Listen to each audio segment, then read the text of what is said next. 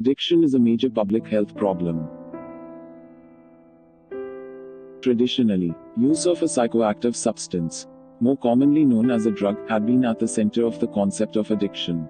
The drug, or the psychoactive substance, is a chemical that is capable of altering one or more functions of the mind.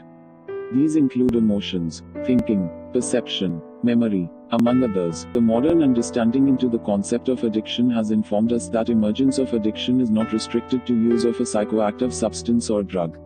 In fact, one can develop addiction in spite of not ever getting exposed to the psychoactive substance or drug. Let us have a quick look at the concept of addiction. This shall help us understand it better. The key aspects of addiction include loss of control, preoccupation, persistence in spite of harmful consequences, craving, tolerance, and withdrawals. Thus, addiction is not just a physical phenomenon. It is a psychological phenomenon as well. In fact, addiction is best described as a biopsychosocial phenomenon where biological, psychological, and social factors play a crucial role in its emergence, progression, and even outcome. One can engage in a behavior that can eventually develop into an addiction. For example, one can start using internet for activities that are potentially pleasurable or comforting.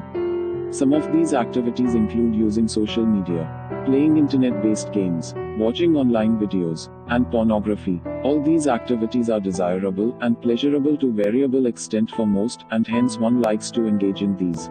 However, for some the amount of time spent in these activities goes on increasing.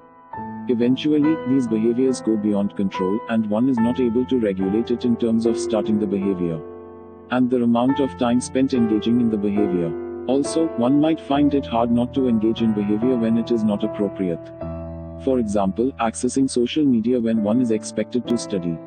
Even during the times when one is not engaging in the behavior, one keeps thinking about it and anticipates engaging in the behavior at the earliest possible instance. As a result, one is not able to focus on task at hand, even though not engaging in the behavior. This, coupled with overindulgence in the behavior, leads to poor performance in school, college, home, and at work. One can even develop physical problems like pain in thumbs and fingers, eye strain, neck and back pain due to prolonged use of the device used to engage in the behavior. However, in spite of all these harmful consequences, one is not able to stop or regulate the behavior.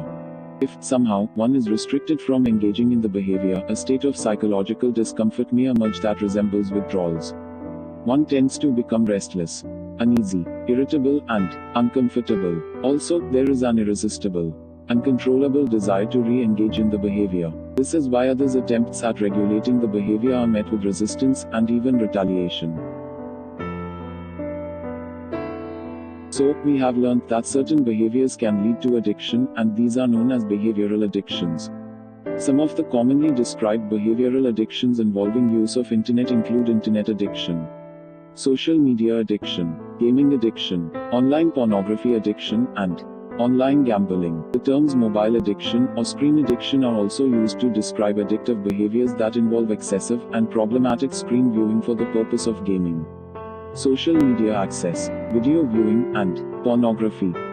The term behavioral addiction represents those at the extreme end of a spectrum for a particular behavior.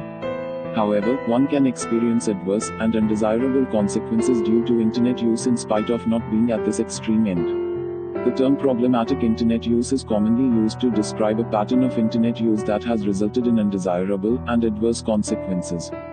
This not only includes those who have internet addiction, but also those who do not qualify for internet addiction but still are experiencing adverse consequences due to engaging in such behaviors. Hence, they are in need of help for their internet use behavior. This concept is important for another reason as well. Addictions, including internet addiction, take time to emerge. If we want to intervene early, or want to prevent emergence of internet addiction, then we need to identify all those who have problematic internet use. This shall help offer appropriate help to these persons, and also prevent emergence of addiction in future among them. Help is available for internet addiction. As a family member, friend, colleague, teacher, or supervisor, you can play a crucial role. If you want to learn more on how you can help a relative, friend, or colleague experiencing problematic internet use, watch the video on helping someone with problematic internet use. You can also contact us for more information.